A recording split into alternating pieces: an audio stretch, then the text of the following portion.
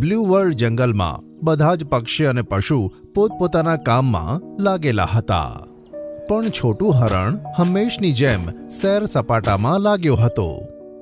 તેને રામો હાથી જોવા મળ્યો, જે પોતાની પીઠ પર લાકડીનો ભારો લઈ જતો હતો. અરે રામુ હાથી, તું હાથી થઈને ગધેડાનું કામ કેમ કરે છે? આ લાકડી કમર ઉપર બાંધીને ક્યાં જઈ રહ્યો છે? અરે છોટું હરણ, તને ખબર નથી કે વરસાદની મોસમ નજીક છે?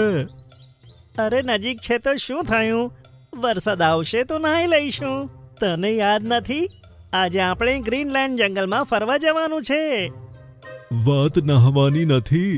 મને વરસાદથી થનાર નુકસાન સામે એક મજબૂત ઘર જોઈએ, એટલે હું લાકડીઓ ભેગી કરી રહ્યો છું, જેથી વરસાદની ઋતુ આવતા પહેલા જ હું એક મજબૂત ઘર તૈયાર કરી શકું.